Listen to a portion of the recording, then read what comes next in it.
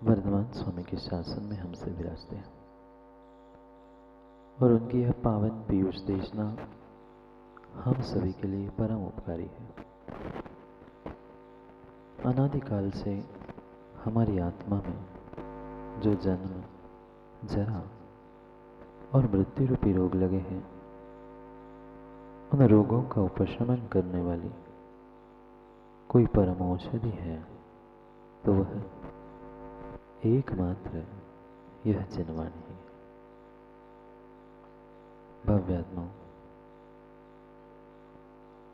इस ब्रह्मांड में, इस विश्व में अगर जीवों को कोई वैज्ञानिक दृष्टिकोण देने वाला धर्म है, कोई वैज्ञानिक धर्म है, तो यह एकमात्र हमारा जैन धर्म है। जो यह जैन धर्म है, आज तक हमने मात्र उसको रूढ़ियों में ही सीखा था, पर वास्तविकता में जैन धर्म में, जैन दर्शन में कहीं भी रूढ़ियों को स्थान नहीं। आज तक हमने अपने स्वयं के धर्म के वास्तविकता को ना समझने के कारण अनादि से रूढ़ियों में जीते हैं। मात्र रूढ़ियां नहीं, हम तो अंध रूढ़ियों में जीते हैं। उस भेड़ चाल की तरह जीते आए। सामने वाला गिर गया, हम भी जाके गड्ढे में गिर। क्यों चलना था, क्यों भगवान की पूजा आराधना करनी थी, हमें नहीं पता। आगे वाले ने किया, हमसे बड़े बुजुर्गों ने किया, हम भी करने लगे। पर कभी हमारे भीतर यह विचार भी नहीं आया कि हम भगवान की भक्ति करते हैं तो क्यों करते हैं।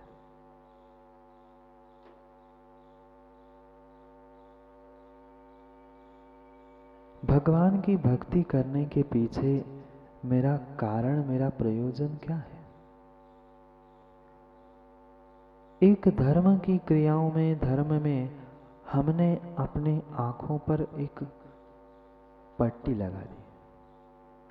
ऐसी नहीं श्रेयांश दादा, ऐसी पट्टी नहीं रखी जैसे वह टांगे पर लगे हुए घोड़े को लगाई जाती है। ना इधर देखना, ना इधर देखना। जितना बताया है, इस थाली से उठाई द्रव्य, उस थाली में छोड़ दी, भगवान के उठा के रख दिया, कलश डाल दिया, हो गया हमारा धर्म। क्यों नहीं समझ पाए? आगम में आचार्यों ने, तीर्थंकर ने अपने वाणी में इतना सारा वैज्ञानिक दृष्टिकोण दिया है, जिस वैज्ञानिक दृष्टि को ही प्राप्त कर आज का, वर्तमान का आपका विज्ञान इतना विकसित हुआ। इसलिए तो हमारे आचार्यों ने जैन दर्शन को वीतराग विज्ञान कहा। इस ब्रह्मांड के सबसे बड़े अगर कोई वैज्ञानिक है तो वे हमारे वीतराग भगवान है। चाहे भीतर का विज्ञान हो, चाहे रासायनिक विज्ञान हो, चाहे भौतिक विज्ञान हो, किसी दूसरे के प्रयोगशाला में ना जाकर उन्होंने अपने ही भीतर तत्वों की प्रयोगशाला बना ली। इतने इतने प्रयोग उन्होंने अपने ही भीतर बैठकर किए और तत्वों का यथार्थ स्वरूप भीतर ही बैठकर बता दिया। वैज्ञानिक क्या करता है? सब होश, हवास, भूख, प्यास सब कुछ भूल के मात्र एक ही लक्ष्य पर अपना लक्ष्य केंद्रित कर सुबह शाम दिन रात उसी में लगा रहे।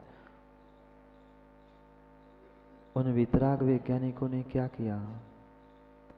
जो यह वितराग विज्ञान निर्माण किया, निर्माण से प्रयोजन कोई स्वयं के मन से नहीं, जो पूर्वाचार्यों ने, पूर्व तीर्थंकरों ने बताया था वही अनेक अन्य प्रकारों से हमारे सामने उद्घाटित किया।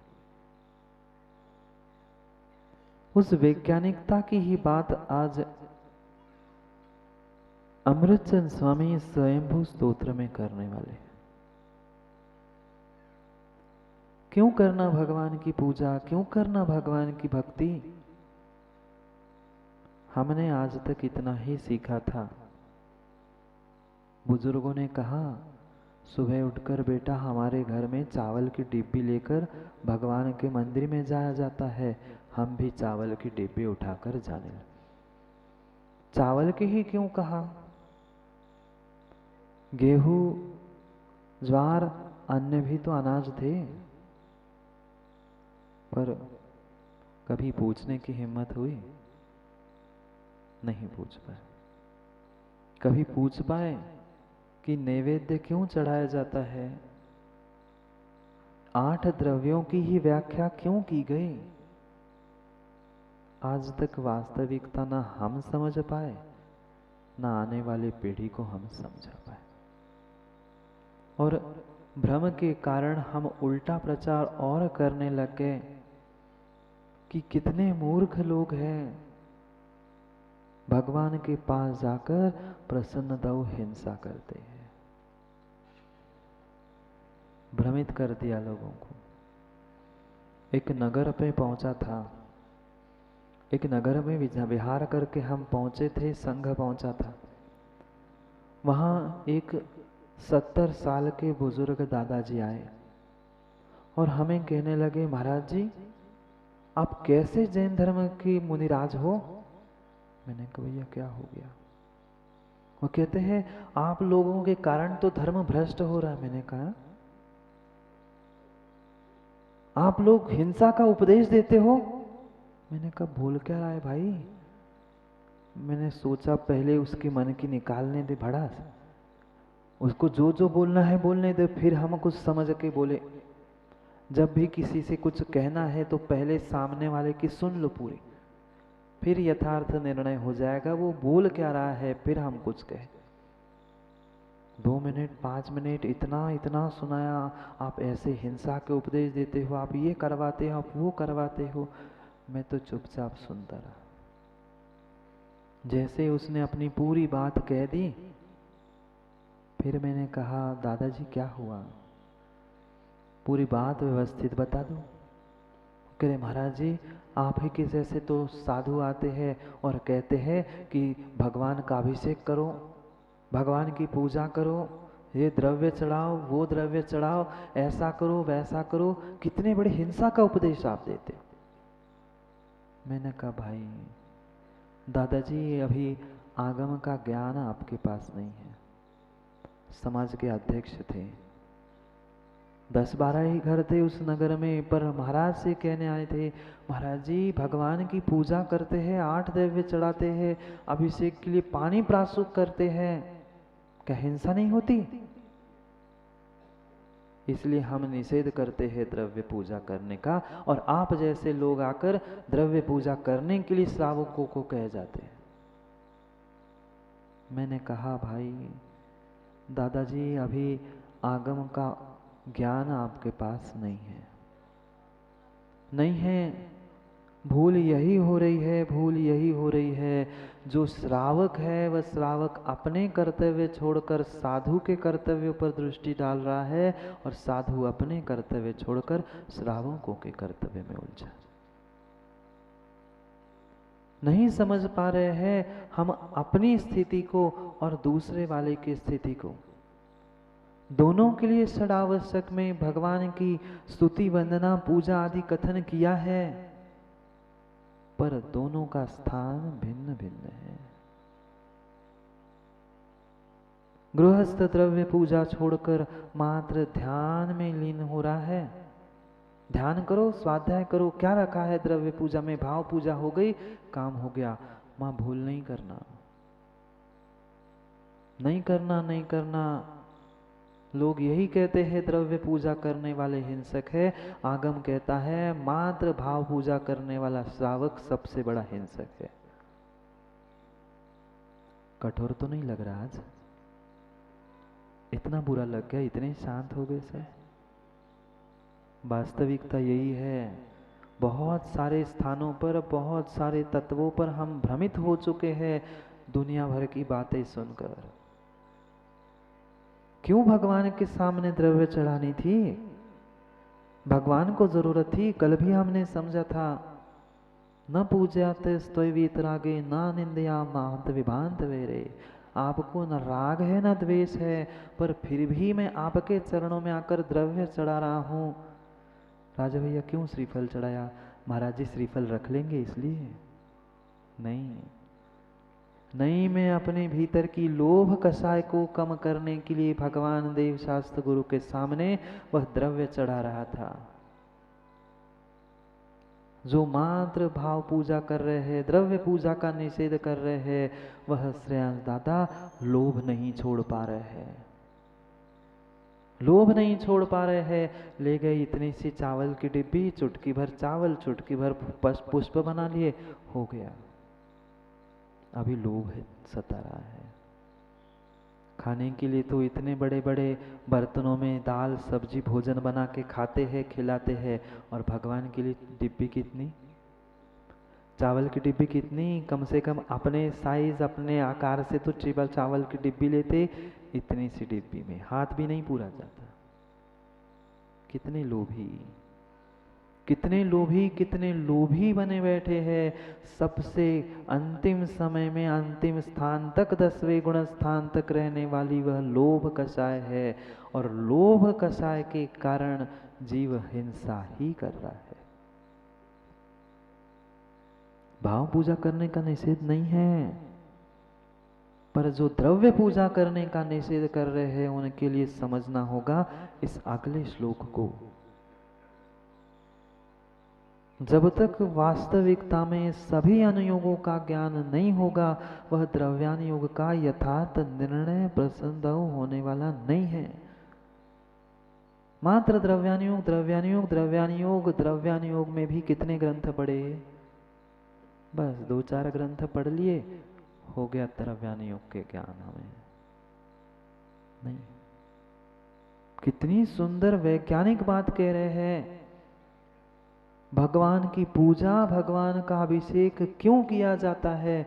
भगवान की धूल साफ करने के लिए? पता नहीं, पता नहीं आज लोगों को, बड़े बड़े ज्ञानी विद्वानों को माणिक दादा क्या हो रहा है, खुले मन से कह रहे हैं वो तो भगवान की धूल झड़ाने के लिए अभिषेक की आवश्यकता है। भगवान को तुम चाहे धूल से नहलाओ, पानी से नहलाओ, उन्हें कोई उससे प्रयोजन नहीं है। उनकी धूल को नहीं साफ करना था, हमें अपने कर्म धूल को साफ करना था। वे तो वितरागी बन चुके हैं, वो तो प्रतिमा में निक्षेप करके हमने उसे भगवान माना है। भगवान तो सिद्धालय में बैठे हैं, उनमें ना धूल चढ़ती है, ना उनका अभिषेक होता है, ना उन्हें राग है, ना द्वेष है। हमारी कर्म रज को साफ करने के लिए हम भगवान का अभिषेक करते हैं। वह भी बहुत बड़ा विज्ञान है, बहुत बड़ा विज्ञान है कि भगवान का अभिषेक किस तरह से क्यों किया जाता है। हम तो उठाते हैं कलश, मन में ऐसा चल रहा था कि पता नहीं दुनिया भर की बातें सोच ली, उठा लिया, ढाल लिया कलश, ले लिया और भाग गए। बहुत बड़ा विज्ञान है। भगवान का अभिषेक, भगवान की अष्ट द्रव्य से पूजन, इसके पीछे आगम में आचार्यों ने, भगवान ने बहुत सुंदर कारण बताए गए। करेंगे एक एक की चर्चा समय समय पर। क्यों भगवान के मंदिर में सुबह से उठकर और शाम को हम दीप जलाते हैं? प्रत्येक के पीछे आगम में कारण लिखे हैं। आज तक हमने खोला नहीं, इसलिए हमें समझ में आया नहीं। क्यों लिखा? सूत्र में भी, तत्वार्थ सूत्र में भी हमने पढ़ा था, याद है? बंधित कौपार्णव कौच, जिसके शक्त्यांश अधिक होते हैं वह दूसरे को निर्मल पंडित जी अपने जैसा परिणमित कर लेता है। जिसके शक्त्यांश अधिक होते हैं, मां लड्डू बनाते हो क्या? किसका बनाते हो लड्डू? बोलो ना। आटे का और बेसन का। और कितना ही लड्डू बनाना, उस लड्डू में शक्कर, घी, ड्राई फ्रूट्स नहीं डलते आटे में, बेसन में, पर लड्डू किसका? आटे का ही होता है। बाकी सामग्री नहीं थी, पर जिसकी क्वांटिटी अधिक थी, जिसके शक्त्यांश, जो वस्तु अधिक थी, नाम उसका ही लिया जाता है।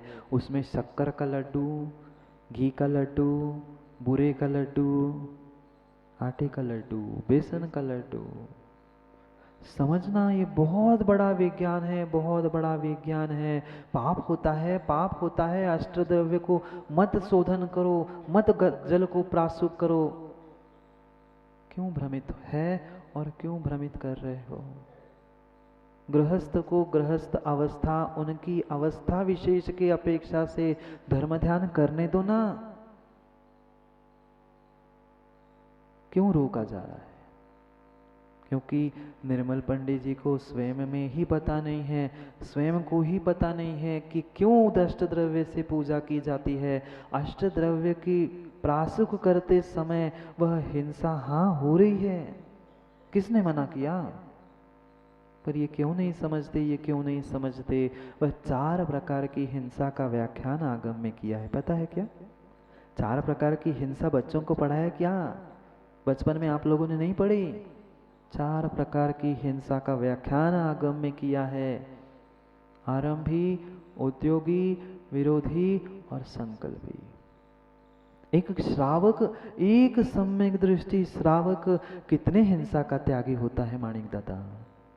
4 हिंसा का नहीं होता। 4 हिंसा का त्यागी वह श्रावक होता ही नहीं है। अगर होता तो फिर भरत चक्रवर्ती का क्षायिक सम्यक दर्शन नष्ट हो गया। जितने जितने पुराणों में क्षायिक सम्यक दृष्टि की प्रमाण सहित तीर्थंकर के वाणी में खिले थे, उनके क्षायिक सम्यक दर्शन पर प्रश्न चिन्ह खड़ा कर दोगे?